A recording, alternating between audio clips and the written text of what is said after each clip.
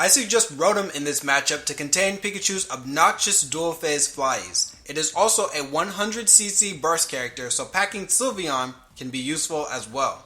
Pikachu's field phase is linear, but still dangerous. Forward Y and Thundershock are the only two moves you really have to be concerned with, but they make both rushing it down and zoning it a challenge. Sidewalk and then walk and block close enough to these attacks to interrupt them before they start up, and be wary of random JX, which Pikachu like to throw out when they are being pressured. Characters with good air mobility like Decidueye and Shadow Mewtwo can circumvent a lot of Pikachu's offense. Jumping over Forward Y and Thundershock make the matchup much easier, but it does leave you susceptible to preemptive Electro Ball. This move must be done on anticipation, so after jumping over Pikachu one or two times, wait it out and see if they throw this move out at you as a guess. It's whiff punishable and only hits if you jump into it.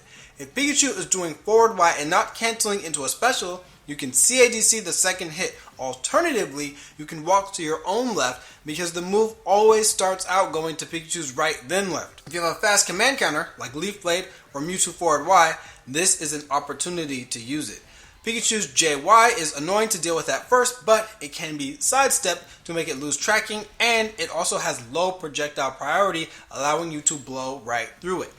In dual phase, Pikachu will primarily be using a mix of Thundershock and 5X to keep you out.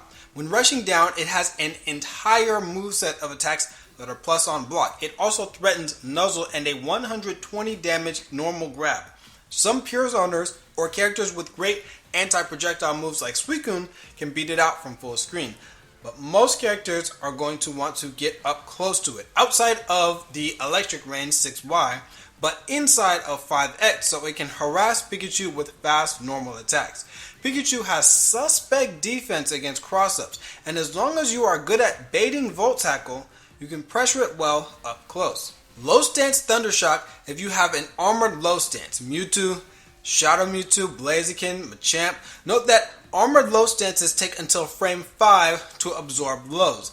Pikachu can change the arc of his jumps and landings by using angled thunders and cancels with R. To consistently anti-air it, there are two options. Either use Rotom as soon as you see it go up, or only attempt to anti-air it when it is in its own corner or when you are right next to it mid-screen. This way, Pikachu cannot effectively use the space behind it to make your anti-air whiff. If Pikachu does Thunder directly on top of you, you'll need a very high vertical reaching and armored or projectile invincible move to contain all the possible follow-ups. If you have one, immediately use it. Examples are Side Strikes and EX Sky Uppercut.